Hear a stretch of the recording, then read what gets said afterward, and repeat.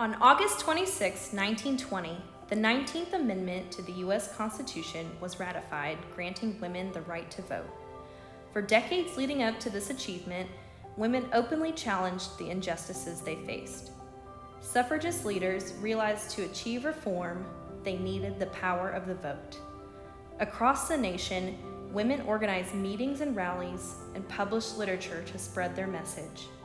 They lobbied their local and state governments to gain the support of men in those positions.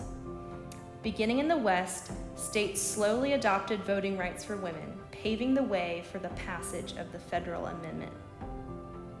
Ratification of the amendment was only the first step to equality. Across the country, women gathered at the polls to cast their ballots for the first time. Yet states found ways to exclude individuals based on race and class. The fight for civil and equal rights carried on, creating opportunities for women to effect change. Reflecting on this complex history, these incredible feats have shaped this century of action. Prior to women's suffrage, the roles of women were restricted to domestic household duties. Women were considered physically weaker, yet morally superior to men, thus limited to household responsibilities, because it was thought that they were incapable of performing the same task as men. Motherhood was the expected role of women in society to prepare the next generation for similar life. By the mid-19th century, America's changing landscape brought new challenges and opportunities. Advances in industrialization provided new financial opportunities for men, which opened teaching positions to women. Teaching filled a similar nurturing role. For the first time, women found purpose outside of the home. This new independence sparked a sense of self-reliance. Women began questioning the constraints placed on them, including making decisions about their own lives and submission to laws of which they had no voice in forming. It became clear that in order for women to achieve reform, they would need to be able to vote. In 1848, at the first Women's Rights Convention in Seneca Falls, New York, Elizabeth Cady Stanton issued the Declaration of Sentiments to uncover the injustices women faced and express that men and women were created equal.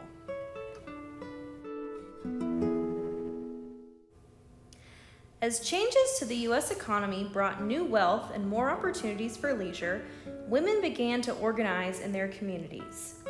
Some of these women participated in local church groups and area clubs. Others became involved in reform movements, including the abolitionist and temperance movements. Women leaders in the anti-slavery movement believed the natural progression towards universal suffrage would take effect after the end of the Civil War, leading to the formation of two separate women's suffrage organizations in 1869. The National Women's Suffrage Association, organized by Susan B. Anthony and Elizabeth Cady Stanton, advocated for reform to make women equal members of society, whereas the American Women's Suffrage Association, founded by Lucy Stone, focused only on achieving the vote. They could not agree on their support of the 15th Amendment, which protected citizens from being denied the right to vote based on race, color, or previous condition of servitude, because it did not grant women the right to vote. In 1890, the two suffrage associations merged to become the National American Women's Suffrage Association. On the state and local levels, organizers of the chapters could decide if they wanted to include African American women or exclude them. The Women's Christian Temperance Union formed to oppose the sale of liquor. Jenny Bland Beauchamp, a leader of the organization from Denton, Texas, wrote the first article on women's suffrage published in Texas in 1881.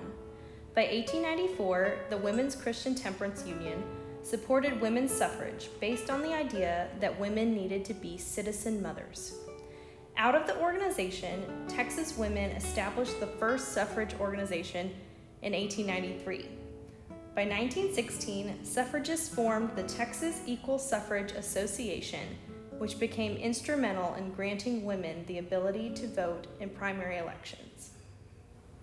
On March 3, 1913, the day before Woodrow Wilson's inauguration in Washington, D.C., Alice Paul of the National American Women's Suffrage Association organized a parade of women in support of a constitutional amendment to grant women's suffrage. The parade amassed over 8,000 marchers along Pennsylvania Avenue, including 9 bands, 20 floats, and 4 mounted brigades. The cause went national, and the story of the parade circulated in newspapers in every city across the country. The members of the association advocated for a state-by-state strategy through the publication of brochures, posters, and journals. In 1916, Carrie Chapman Catt, the president of the National American Women's Suffrage Association, proposed a winning plan for achieving women's suffrage. In her plan, she stated, "Women in states with presidential suffrage would work to pass a federal suffrage amendment.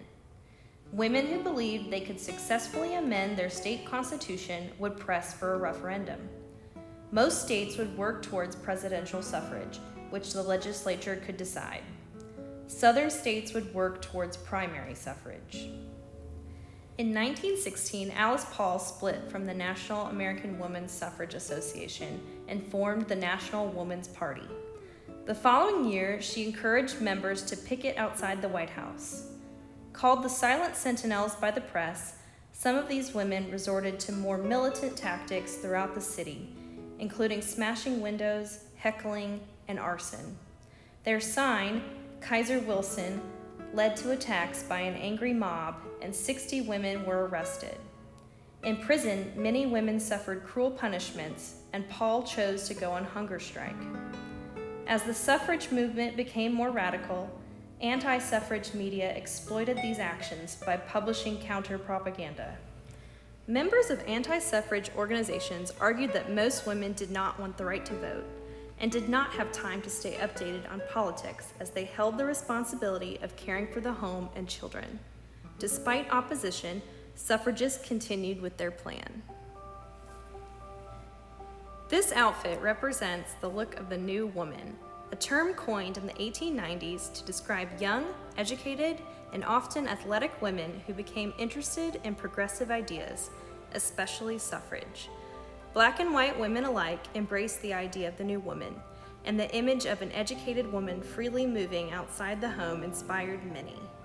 Women saw education as the first step to progress. As women became more active in participating in sporting activities, they needed clothing that would allow them more freedom in their movement. However, the clothing needed to abide by the modesty standards of the time period. This jumpsuit would have been part of the basketball uniform for female students at the North Texas Normal College in the 1910s.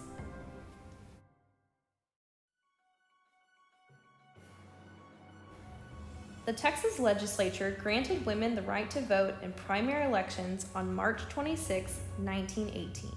The law went into effect shortly before the primary election on July 27th, and leaders in the movement urged women in every county to register to vote. The Denton Record-Chronicle reported that 2,808 women in Denton County had registered to vote by July 12, 1918.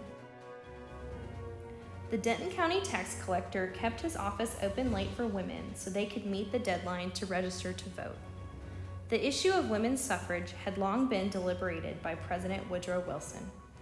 Although he first opposed the idea of an amendment, he recognized women's positive impact during World War I and announced his support for women's suffrage during a speech to the U.S. Senate in 1918. Once the amendment came before Congress, the U.S. House of Representatives overwhelmingly passed it on May 21, 1919, followed by the U.S. Senate on June 4, 1919. The amendment was sent to the states for ratification, requiring a 3/4 majority. Texas became the 9th state and the first southern state to ratify on June 28th. Most southern states adamantly opposed equal suffrage. Tennessee voted on the issue on August 18, 1920. The tiebreaker decision came down to a young representative named Harry T. Byrne. Byrne received a letter from his mother on the day of the vote, which said, "Hurrah and vote for suffrage, and don't keep them in doubt. Don't forget to be a good boy and help Mrs. Thomas Cat with her rats. Out of respect for his mother, Byrne voted yes, and Tennessee became the 36th state to ratify, solidifying the 19th Amendment. On August 26, 1920, Secretary of State Bainbridge Colby certified the ratification, adding it to the U.S. Constitution. It read, "The right of citizens of the United States to vote shall not be denied or abridged by the United States or by any state on account of sex." With a wave of excitement over the 19th Amendment, suffrage leaders set out to educate women across the country on voting procedures. They feared that women would not use their new right to vote. Carrie Chapman Catt founded the League of Women Voters in 1920 as a national organization to assist women in carrying out their new responsibilities as voters. The League recruited women to become teachers for their citizenship schools, which explained the proper way to mark a ballot and voter registration. In Denton County, a citizenship school was held at the Christian Church in Denton, and during the demonstration classes, the Denton County chapter of the League of Women Voters formed on February 15, 1921. The citizenship school organizers also held meetings at the College of Industrial Arts to recruit students to join the League. With a new understanding of the voting process, the hope was that more informed women would cast their ballots and become involved in civic engagement. When the League first organized, not all women were invited. Women of color were intentionally left out of the organization. Across the South, state governments enforced severe voting restrictions, including poll taxes and literacy tests, and used other forms of voter intimidation to prevent African Americans from voting. On April 5, 1921, the city of Denton held a special bond election to raise funds for a new city park to be located on the site of an African American neighborhood known as Quakertown. The Denton City Federation of Women's Clubs supported the park campaign and canvassed house to house to encourage men and women to vote. The bond passed 367 to 240, which left the Black residents of Quakertown with the reality of forced relocation. As a result, Quakertown residents received small settlements from the city and were offered undeveloped land in southeast Denton to reestablish their community. Women of color across the South faced many challenges and racial discrimination when exercising their right to vote, including impossible literacy tests and steep poll taxes. In 1923, the Texas legislature passed a law allowing political parties control over their primary elections, which barred people of color from voting in Democratic primaries until 1944. Black women knew the fight for equal suffrage would not be easy, as they were constantly excluded from suffrage organizations and women's clubs in their communities. In 1896, Mary Church Terrell helped to found the National Association of Colored Women and gave the organization the motto of "Lifting as we climb." Their platform included suffrage for African American women and bringing an end to lynching and racial discrimination. The Texas Federation of Colored Women's Clubs, founded in 1905 in Gainesville, Texas, adopted Terrell's motto and aimed to improve moral and social life in communities across the state. Hispanic Americans faced many of the same challenges when it came to voting rights. In Laredo, Texas, Jovita Idar wrote articles supporting women's suffrage and speaking out against racism in her father's newspaper, La Crónica. In 1911, she founded La Liga Femenil Mexicanista, or the League of Mexican Women, which was one of the first organizations formed by Mexican American women.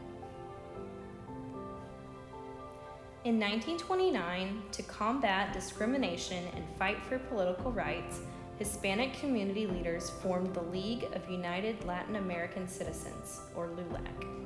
The Ladies' LULAC was formed in 1933 and encouraged Hispanic women to organize and campaign to end discrimination in public schools, help with poll taxes and voter registration, and educate Hispanic women on civic affairs and politics.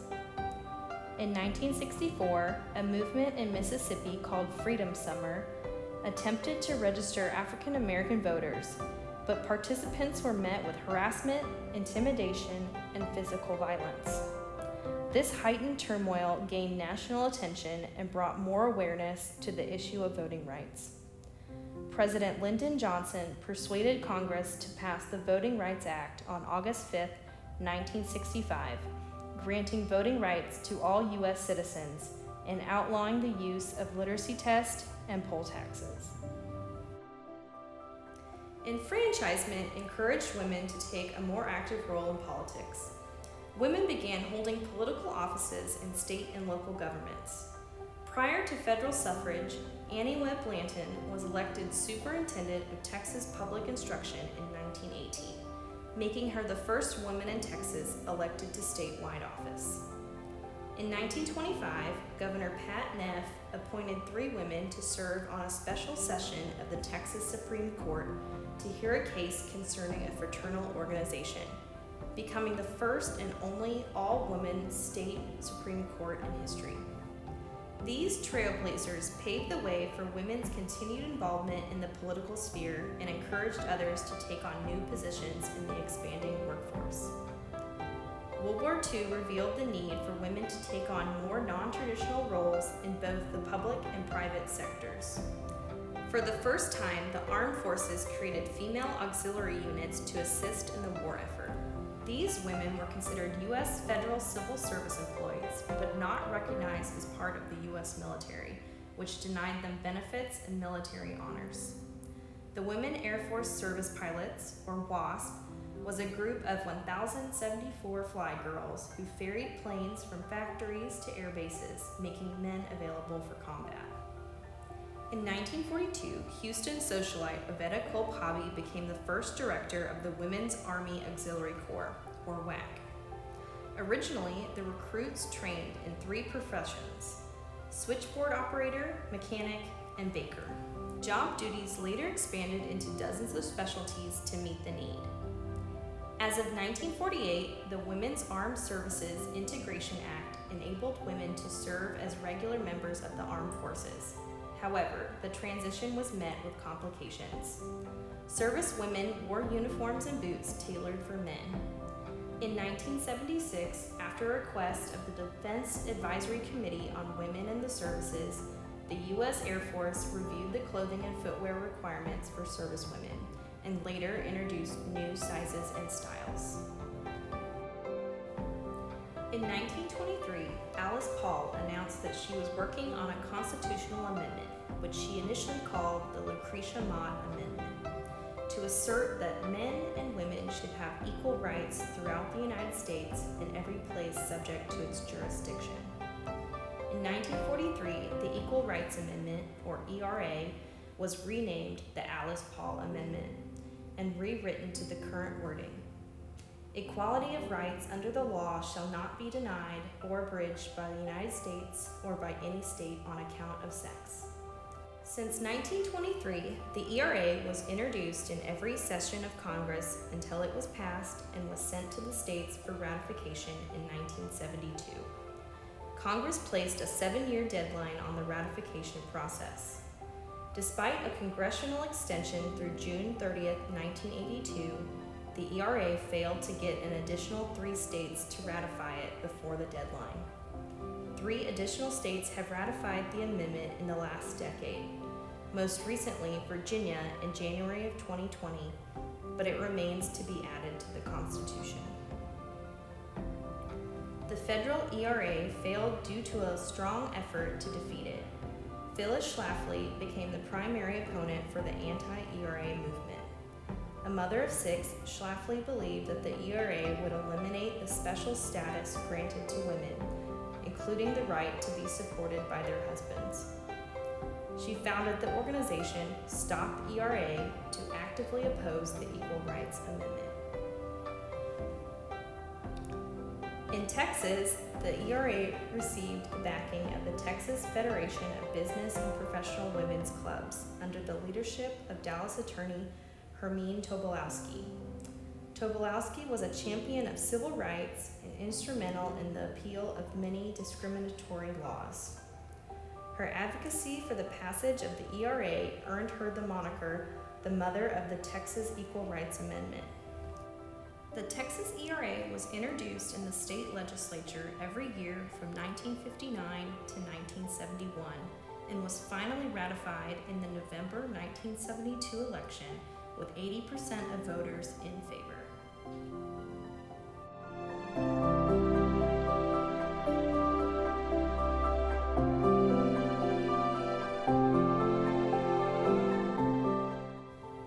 When Sarah T. Hughes became the first woman district judge in the state of Texas in 1935, women were not allowed to serve on juries. Hughes advocated for Texas to amend the state constitution to allow jury service for women. Hughes questioned that if women could hold active roles in the courtroom as judges and attorneys, why were women left off of juries? She became instrumental in bringing this issue to a vote on November 2, 1954. A few weeks after the amendment passed, Louise Summers of Harris County became the first female juror in Texas. Thank you for joining us as we commemorate the centennial of the 19th Amendment at the Denton County Courthouse on the Square Museum. We hope to see you soon.